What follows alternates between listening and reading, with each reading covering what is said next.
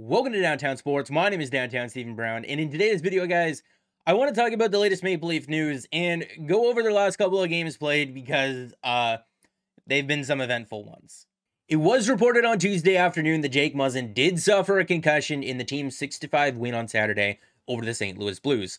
Muzzin played over 19 minutes in the game, and he didn't leave at any time with any sort of apparent injury, but I did see some people tweeting about it. I didn't watch the game on Saturday because I had some friends over and we were watching the football games because it was my birthday this past Sunday. I'm rooting for the Buffalo Bills, by the way, just for geographical locations, being from Toronto. And Josh Allen was my fantasy quarterback this year, and I had won my fantasy league, so go Bills. But Jake Muzzin won't be traveling to New York to play, presumably against the Rangers on Wednesday night, or probably not the Islanders Friday, Saturday, whenever that game is. But we'll have to update you on it as we go.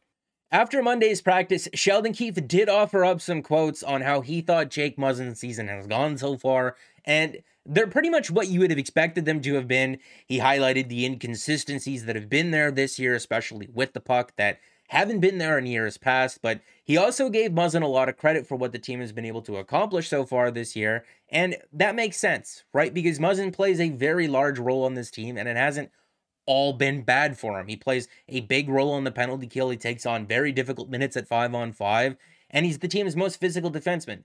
That's a lot of responsibility to put on a guy who's, creeping into his 30s. He has an injury history, although I don't want to speculate on anything because it doesn't do anyone any favors. Maybe there's something that's nagging him. We don't know, and they would never admit it either. The team does know that it is an issue, and they are working on it.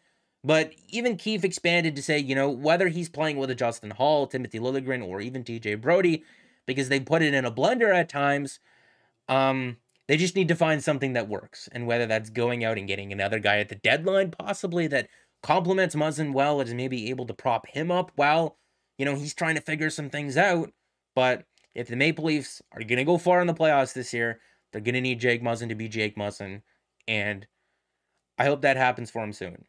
As for the game against the Blues, the Leafs controlled the majority of the shot attempts, the shots, the scoring chances, and the expected goals at 5-on-5 in pretty much every period of play in that game. There were a couple of blunders where maybe you would have liked to have had saves on them, but I'm not going to go there, right? Jack Campbell has bailed this team out in multiple games. He's allowed to have a game where he's not superhuman necessarily, and the team in front of him bails him out instead. That's allowed to happen. It wasn't pretty, but they won. One more thing that I'd like to talk about before we get into a few more individual performances, Mitch Marner and Timothy Liljegren specifically, is that they need to do something about that fourth line. That fourth line has been bad for the last several games, and Clifford, Spezza, and Simmons should never be a combination for you. They're way too slow to be able to take advantage of the things that Jason Spezza still does well at his age. I'd like to see him with some faster line mates. I understand that sometimes things are a bit thin, but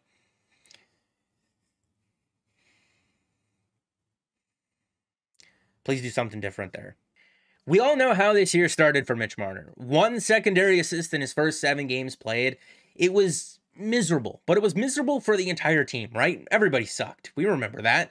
But in his last 20 games played, he's got 22 points, 7 of those being goals, and one of them came the other night against the Blues, where he was sort of by himself in on Binnington, and he picked a spot, and it was a nice goal.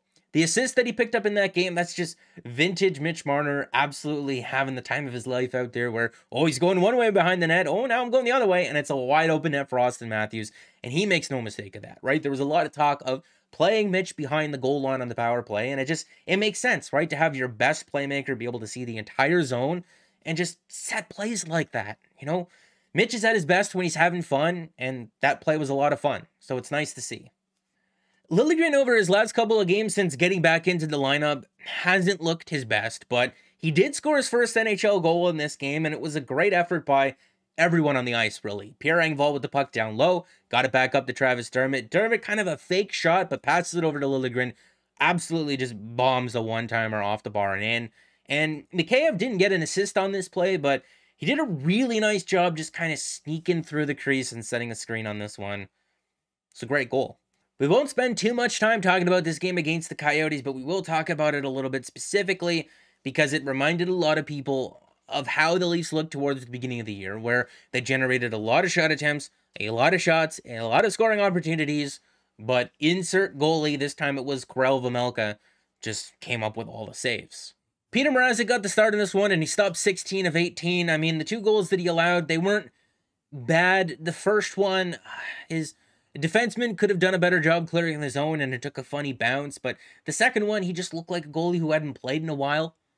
And I guess that's true of him a lot in his career, and I can understand how that could be frustrating, but, you know, hopefully this is the start of him turning over a new leaf, starting a new page, right? I only have so many of those analogies, so hopefully Peter Mrazek can just play better the second half of the season, because they're going to need him, right? In January, they have a lot of off days between games, but in February, when they're going to start making up the games that have been postponed, the schedule is going to condense a lot. They're going to need him to play well in February and March, and if he does, I think we can all just agree to wipe our hands with the first half of this year. It's a 3-year deal, right? Got to make the best of it. Got to hope for the best as well. I don't understand why you cheer against the guy, so hopefully Peter Mrazek plays well the second half of this season. We talked about this in our previous video, but the team looked awful in the second and third period in that Colorado, and especially in that game against the Vegas Golden Knights. And Sheldon Keefe, after the Colorado Avalanche game, came out and said that the team looked tired. Didn't say anything after the Vegas game, but you can see it while watching the game. And then after the Arizona game, he came out and said it again. So at this point, this would be 2 out of the last 3 games where Sheldon Keefe made a post-game comment about this team not being able to play a full 60 minutes and wondering where they're at in terms of their conditioning. I got to be honest with you, when I first saw this quote after the game, it threw me for a loop, because usually you associate a team being tired with playing poorly. And yeah, they lost the game, but they dominated in terms of the shot attempts, the shots, and the scoring opportunities. And if Vejmelka wasn't as good as he was, the Leafs would have absolutely walked over the Coyotes. And that led to some people bringing up something that was being said a lot at the beginning of the year. The Leafs are making goalies look good by not generating enough second and third opportunities. And whether that's true or not, you know, if you're tired, are you going to want to compete in front of the net for a rebound? Are you going to want to stand there and set a screen? Probably not. You know, you're probably not going to be able to do that if you're tired, and maybe that's what Sheldon Keefe is referencing with this quote. I said it in my last video, but I don't know what to expect from this team over the next week or so. Obviously, if this continues, you know, a month from now, yeah, it's a problem. But over the next week or so, I don't know what to expect from them, because a lot of these guys just haven't played a lot the last month or so. A lot of these guys just haven't skated a lot the last month or so. A lot of these guys are coming out of COVID protocol the last 2 or 3 weeks. And obviously it affects everyone differently, right? If you remember John Tavares' press conference and talking about his experience with it, it sounds like he had a lot of symptoms. And what does that mean for him? When is he back up to 100%? I don't know. I'm not a doctor. I'm not on the team's medical staff. I'm not John. We just had to watch the games and find out. And obviously, a lot of other teams are in this same boat, so it's not an excuse, but it is what it is, right? I have a hard time being upset about leads in a couple of games in January being blown when people were making it all about the playoffs at the beginning of the season, right? The regular season didn't matter, but all of a sudden they lose a couple of games in January, they blow a couple of leads, and those are the things that are drawing the conclusions, and everyone forgets that they are 22-5-2 in their last 29 games, and in a pretty good spot when you're looking at the standings. It's just going to depend. If you want to be mad, you're going to be mad. But I don't know. I have a hard time being mad right now. And if you're watching this TikTok from Sean McKenzie from Monday, there was no snow day for the Leafs, right? They were back to practice, and it's a conditioning skate. So obviously, they're aware of the problem, and they're doing something about it, right? If you're looking at the Leafs' next couple of games here, they play the Rangers on Wednesday night in New York. They're first in the Metro, and they're 6-3-1 in the last 10 games. Igor Shesterkin has the capability to steal any game, so should be a good one. The Leafs should win, though, barring, of course, another 45-save performance. And if that's the case, I mean, whatever. But if you're looking ahead to that Saturday game against the Islanders, you may see that they're in last place, and you may remember the last time the Leafs played them, the Leafs shut them out, I believe, in Long Island. But it's never an easy game when the Leafs are in Long Island, because the fans are always so riled up. They're 6-3-1 in their last 10 games. You know, they started the year on the road for like 12 or 13 consecutive games. They had a lot of injuries, so who knows? Maybe they're starting to turn things around. But again, I would expect the Leafs to win, barring something crazy, of course. I don't know. It's the Leafs. Anything can happen.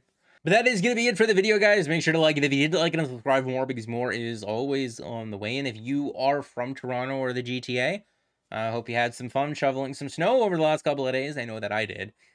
I am very tired. I'm very tired. So I'll see you in the next one, guys.